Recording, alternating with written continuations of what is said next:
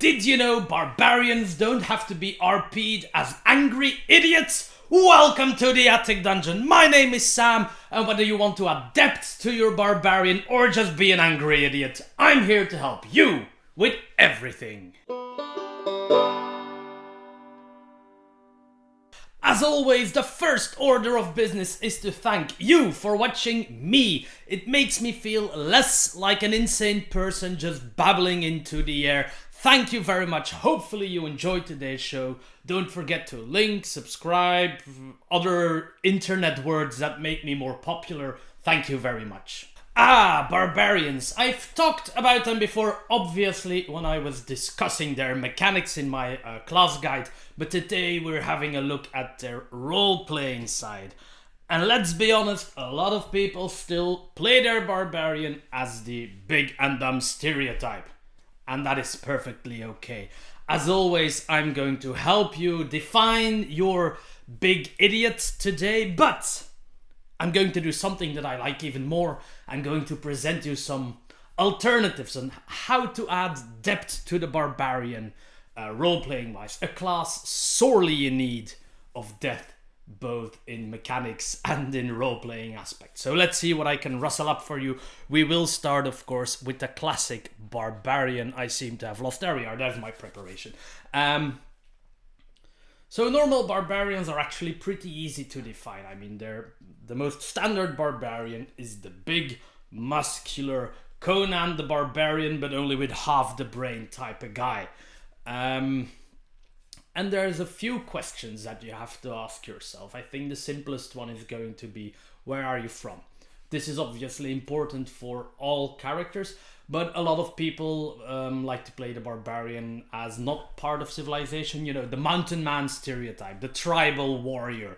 Is your barbarian a tribal warrior? Then think of your tribe, your customs. What are the things that you do? For example, I've had a friend who played a character. Don't think that it was a barbarian, but I really like the idea that the name of the character would reflect the most dangerous creature that they had slain, which was wonderful.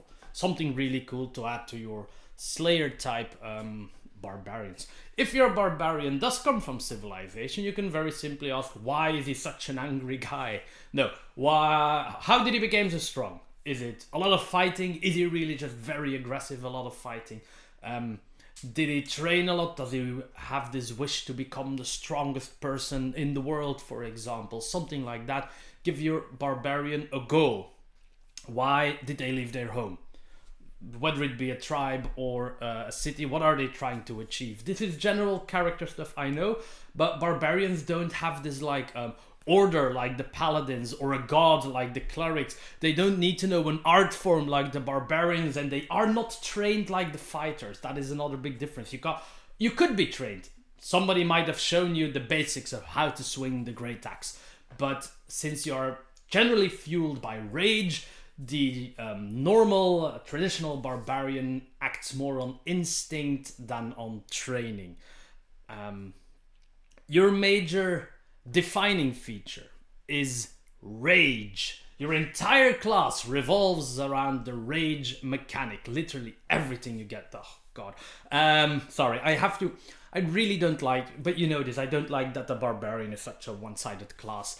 But I do really think that you can do really cool stuff with them role-playing wise and gameplay wise with right subclasses. But role-playing wise, so what ticks you off is the basic question here. Why do you become angry? Don't just use rage as a combat mechanic. Find some stuff in daily life that tick off your barbarian. Maybe they really hate lying and they cannot stand a liar. Bad luck for the bard and the rogue in the party. Oh well. Maybe it's something simpler. Maybe poking him pisses him off completely. So when the party needs an angry barbarian, they just start poking him and point him in the right direction. No, think about what makes your barbarian angry. What do they think of when they fly into that rage-fueled battle slaughter fest that we call the barbarian in combat? And try to link that to your role-playing. Don't just be the calmest barbarian ever, going about on your daily day, doom-de-doom, buying your oranges at the supermarket, but then just become really angry for no reason during combat other than you're being attacked. Try to link it, give reasons, and then maybe to become so angry the barbarian thinks of what ticks them off and then flies into their foamy rage. Speaking of foamy rage, just like with spellcasters, I always say, try to think about what your magic looks like. Here I would say, try to think what your rage looks like. Is it the foaming rabid barbarian flying at you with a giant axe, which is legitimately a scary image if you play this well? Or is it more like the psycho killer slashing? Just complete silence, eyes set to kill, and just chopping off arms left and right, but not saying a word. Also an option. You see, even when you have a class with more limited stuff to work with, there's still a lot of detail that you can put into your barbarian. They don't all have to scream and shout and let it all out. Blah blah blah. I think that's most of what makes up the normal barbarian. You can vary this guy between the actual loincloth, the barbarian, and a fully dressed civilization person with anger issues. So it's up to you, really. Now, this is the shortest bit. This was, I think, the shortest. Let's make a traditional character for a class, because the tradition is very easy to explain. Let's do the thing that I love most. Let's talk about alternative barbarians. As per usual, each of my ideas is going to flip one stereotype that exists about barbarians, and we're going to start with the spirit fused. The idea is actually pretty simple here. It's a bit of a Jekyll and Hyde-ish idea.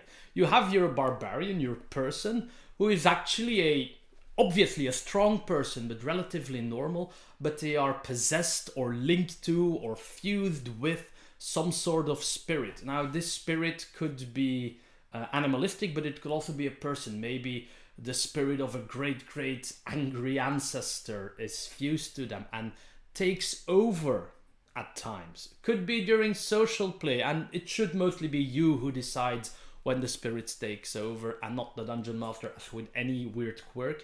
But especially during battle, your barbarian, let's call him Bob, starts fighting and hacking, and the spirit encourages him, and halfway through the spirit takes over and he flies into a rage, or enhances the powers of Bob the barbarian tremendously. Obviously through the rage mechanic, but with a different feel to it. It doesn't necessarily have to be the raging, foaming barbarian. Suddenly he just acts like a completely different person and wants to be addressed as Great Uncle Timothy or whatever. I know I'm making it sound ridiculous, but the idea that your barbarian gets his power, his rage, actually from a person, another person's spirit linked to him, breaks with the fact that barbarians are always non-magical. They are the least magical class in the entire game, being the only class, I think, that has no access to spellcasting whatsoever. Obviously, because you can't concentrate or cast spells during rage, duh.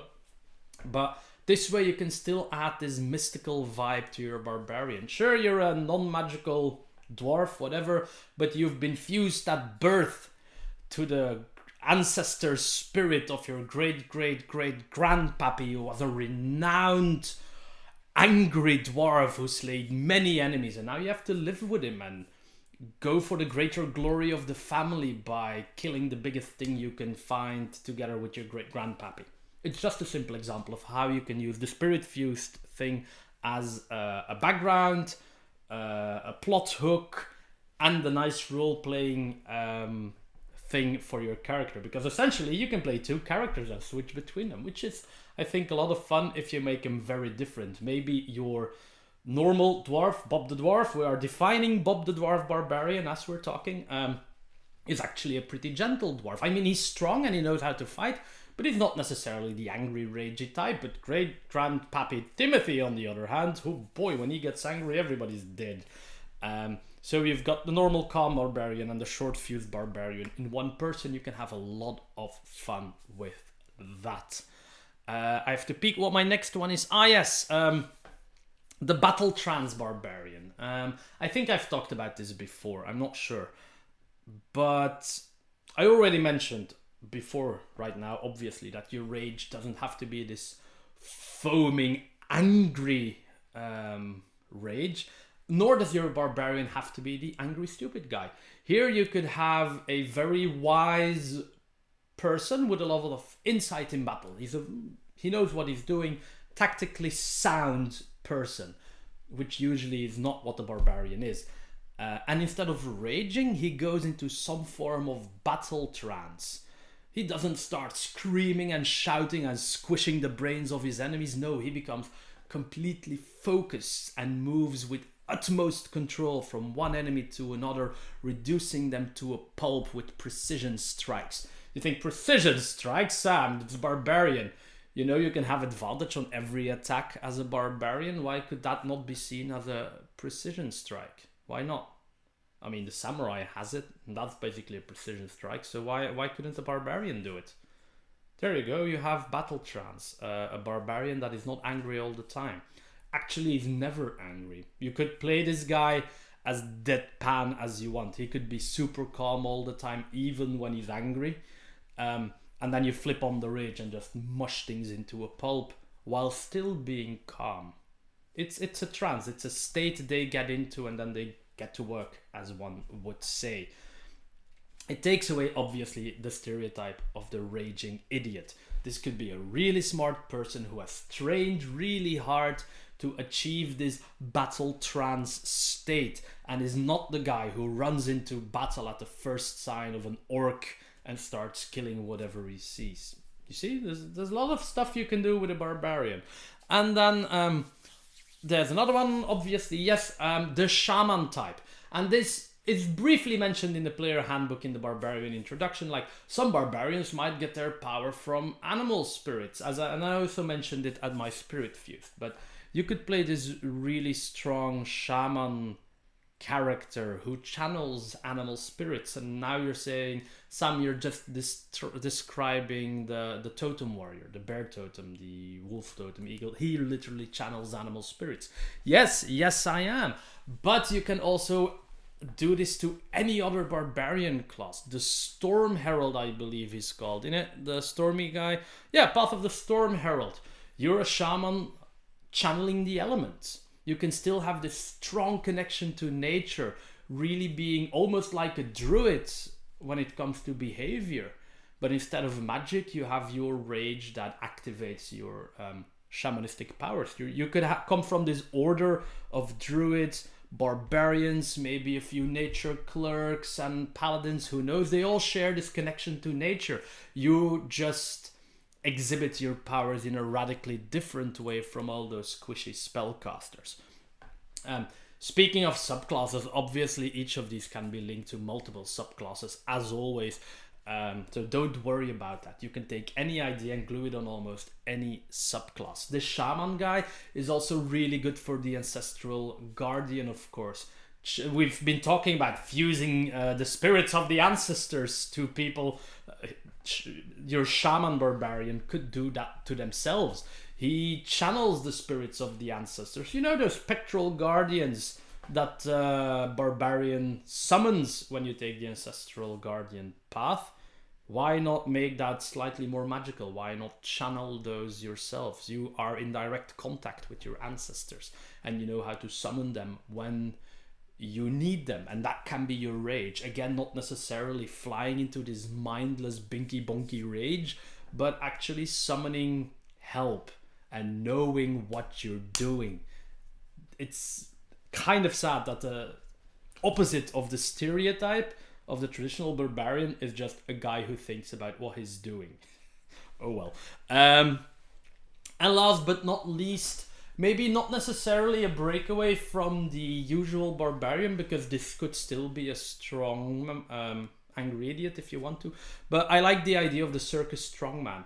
you've had like, oh, the bard could have been in a circus. Oh, maybe the rogue was part of the circus. The barbarian could have. You could have a traveling circus group consisting of a rogue, a bard, a barbarian, and let's say a sorcerer who learned how to wield sparks and shiny stuff. They could be a traveling circus group, and the barbarian is your circus strongman.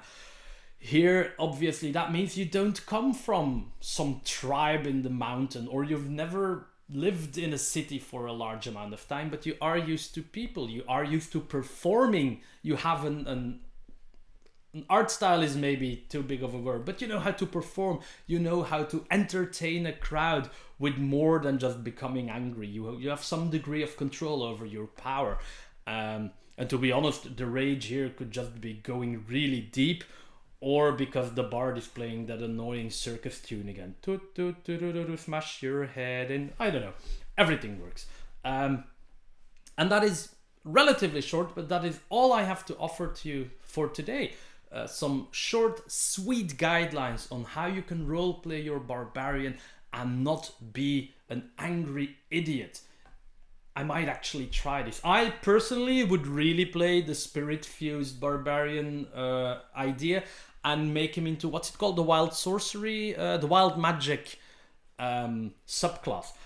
It wouldn't be the spirit of my ancestor, but for some weird reason, my barbarian would be linked to some form of fey spirit, and the fey spirit just does a lot of weird, random, mischievous things. Suddenly, my axe can fly like a boomerang because the spirit has been very whimsical today. Suddenly, I'm being teleported around. Suddenly, the spirit takes over and becomes this really angry fey of death because somebody offended the fey in the neighborhood. I don't know, it sounds like a lot of fun to play, and I might actually be convinced to play a barbarian if I can do stuff like that.